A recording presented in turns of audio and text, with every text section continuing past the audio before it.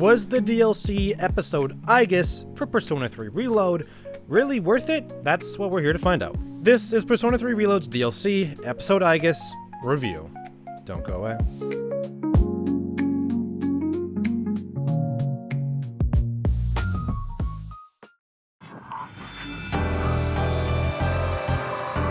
So let me start by saying exactly two things.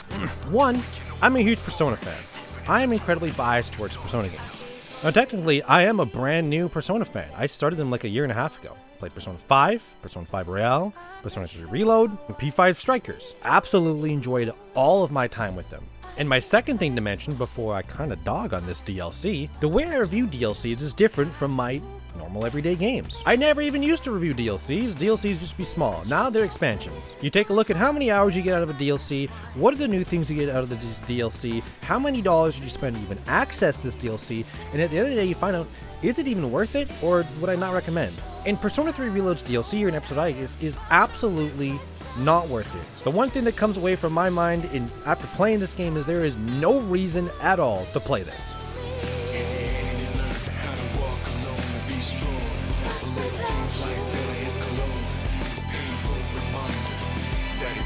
First things first, the DLC is kind of pricey, $35. Now, I personally got 20 hours out of this, but let's get into the details. What exactly about this DLC is not really that great to me? Well, first things first, it's starting off on such a steep incline of a climb. My number one concern going into this DLC was, where do you go from here? Persona 3's ending was the number one out of all the games I've ever played. Best ending.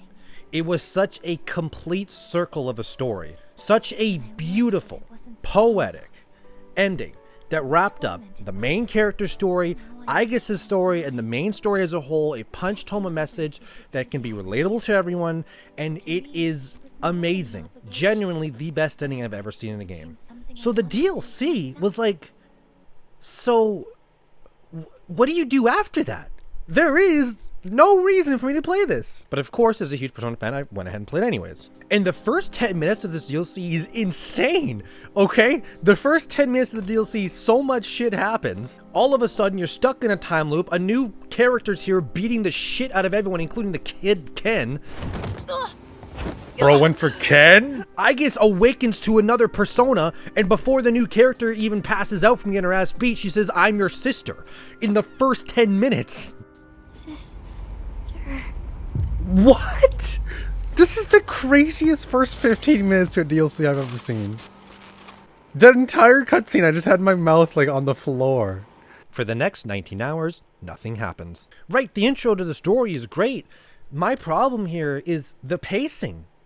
Horrible. The party discovers the Abyss of Time, or as I'm calling, reverse Tartarus, because it's essentially Tartarus, but you're going underground this time. And it is, just like Tartarus, endless. Endless. Not literally endless, but tons and tons and tons and tons and tons of floors that you monotonously go down. And this worked in the main game because there was a fatigue system. You only have a certain amount of SP, so you want to get as far as you can in Tartarus so that when you leave, you're only wasting one calendar day because you need time for social links. Well, in the DLC, there is no social links. There is no penalty to leaving the Abyss of Time. You just continuously grind and grind and grind and grind and fight, explore, to the point where even the characters themselves are literally saying, all we do is explore. Yeah, it's just explore all freaking day. Talk about boring. And every about 3 or 4 hours of gameplay, you get about 60 to 90 seconds of a past memory of someone. I have in my notes here, this DLC was a slog, a chore, and was extremely underpaced. It's not like a bad experience. It was just, I can recognize this. If this was a standalone game, it would be rated decently badly. Little more tact. Mitsuru. Yeah, this is so weird to see them young. What the hell? She looks way younger than Akihiko does.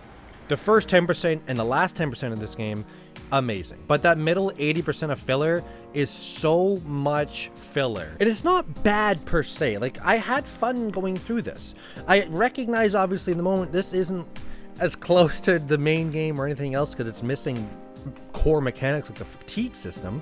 But the combat in P3 and Persona as a whole makes this DLC stay afloat. Like, the combat system is good enough that it can survive. Two of them lived? Boom! Target destroyed. Raina's balls. Damn, I just gonna give you a crit. Caution! Who the fuck are you guys? Get down on the ground.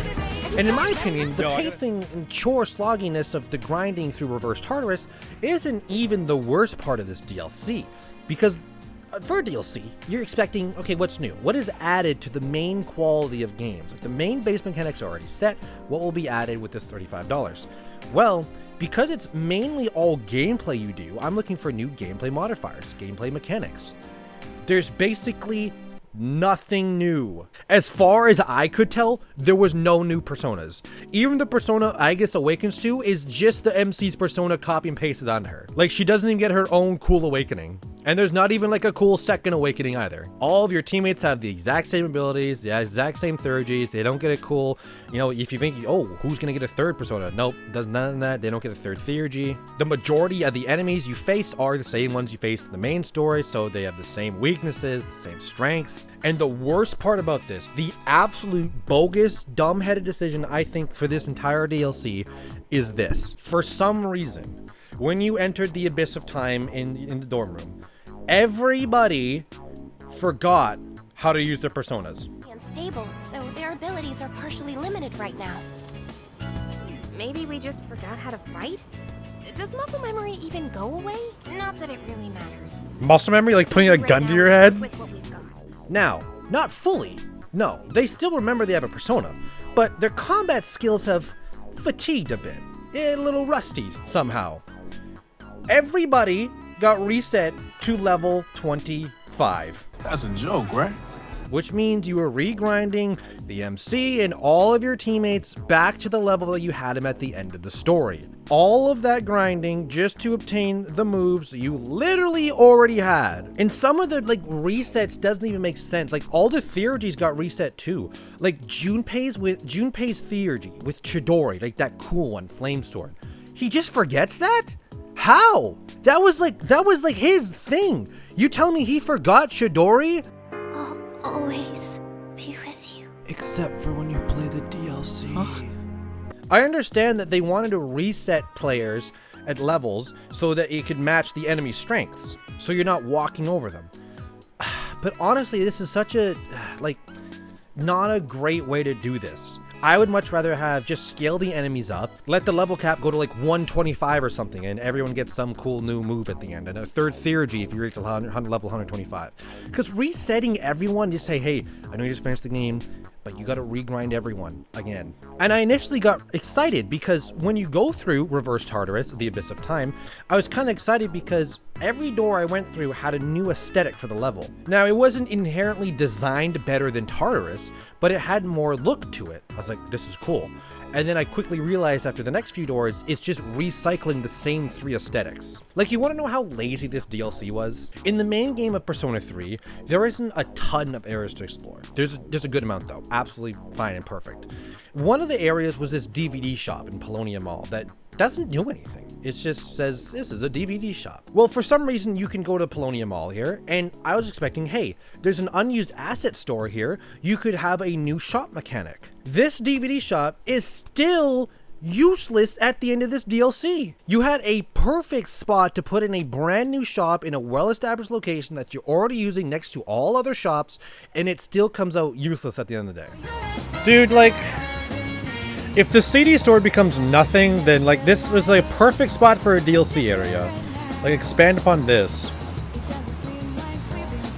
Okay, I've put aside my bias of Persona games as a whole to fundamentally talk about what I think this game is this DLC is on paper. It's not that great at all. But it's not all bad. There are a few things here. Actually, you know what? I gotta talk about one more thing bad. Fuka literally keeps mentioning that she keeps seeing the shadow, and it keeps being shown to the players that there's a shadow while you're going down the abyss of time. It's this big mystery until you get to the end. Except it's not a mystery, because the shadow is clearly the main character. So every time you go through these doors, almost every floor, Fuka's gonna say, I'm sensing a shadow. But oh wait, I lost it. And over there! That is clearly the MC. There's no mystery here. Oh, never mind that. Here it comes! Okay, for real though, the actual good things this DLC does, the first thing that comes to my mind, Metis. Metis' design, fantastic.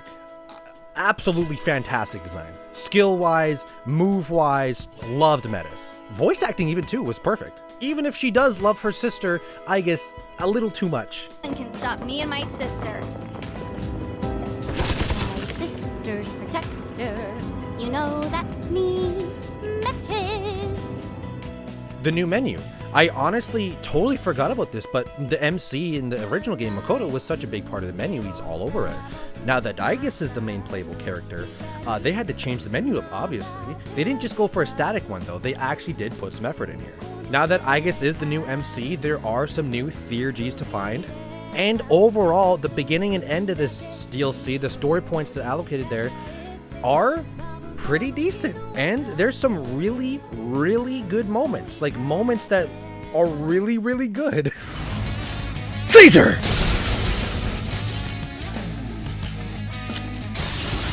Oh my god! That looked crazy!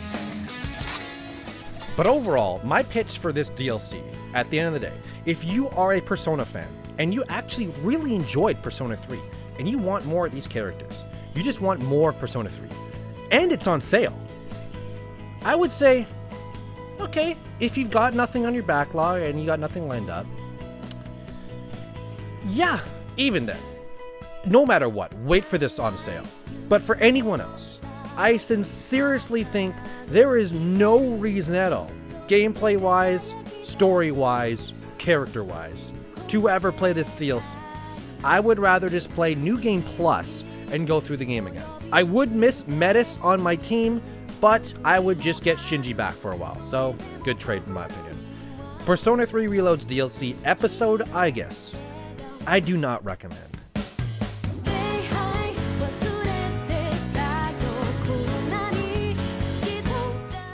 So that's it. That may be the only negative thing I ever say about Persona game. Genuinely, I had fun, but you know, it wasn't that Persona feel. It felt like some sort of like Persona mercenaries mode where you're just constantly grinding through enemies, like a combat simulator. For now, that is, I think, the last Persona thing I do until maybe Persona 4 Remake or Persona 5 Tactica. I actually do own that on the shelf. I just remembered it. So actually, Persona 5 Tactica is probably coming up soon. But for now, I'm your host, Beneath the Mask. I'll read this review. Peace out. Pretty sad. This one, this is my resolve. Victory!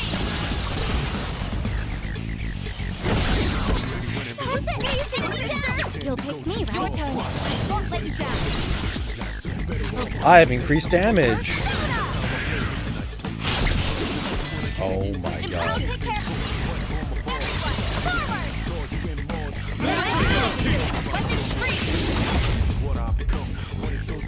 He's done, bro.